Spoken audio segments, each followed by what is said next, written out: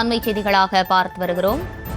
Armstrong கொலை வழக்கில் 12 பேரின் ஜாமீன் தற்போது ரத்து செய்யப்பட்டிருக்கிறது. அண்மை செய்திகள் தொடர்ந்து விரிவான விவரங்களோடு இணைகிறார் நம்முடைய செய்தியாளர் மதியழகன். மதியழகன், வணக்கம். விரிவான விவரங்கள்.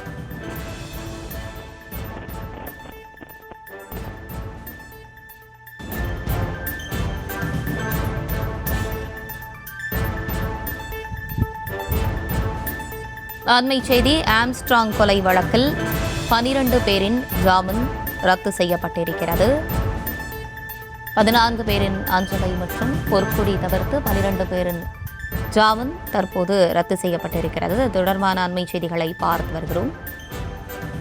தொடர்ந்து விவரங்களை நம்முடைய செய்தியாளர் மதியழகன் வழங்கிட கேட்கலாம். மதியழகன், விவரங்களை பதிவு பண்ணலாம். பகுஜன் சமாஜ் கட்சியின் தமிழ்நாடு தலைவராக இருந்த ஆம்ஸ்ட்ராங் கடந்த 2024ஆம் ஆண்டு வெற்றி கொள்ளப்பட்டார்.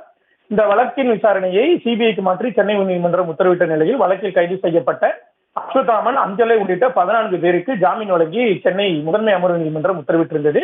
14 பேருக்கு வழங்கப்பட்ட ஜாமீனை ரத்து செய்ய வேண்டும் என காவல்துறை சார்பில் சென்னை உயர்நீதிமன்றத்தில் மனு தாக்கல் செய்யப்பட்டது.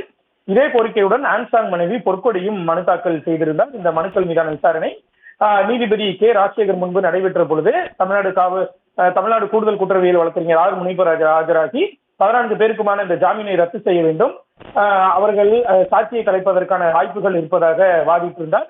இந்த நிலையில் இந்த வழக்கில் இன்று உத்தரவு பிறப்பித்த நீதிபதி 14 பேரில் அஞ்சலை மற்றும் பொற்கொடி தவிர்த்து 12 பேரின் ஜாமீனை ரத்து செய்து உத்தரவிட்டார்.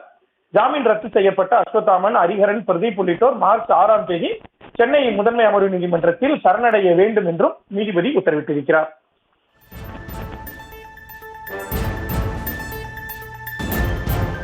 விவரங்களை வழங்கியமைக்கு நன்றி மதியழகன்.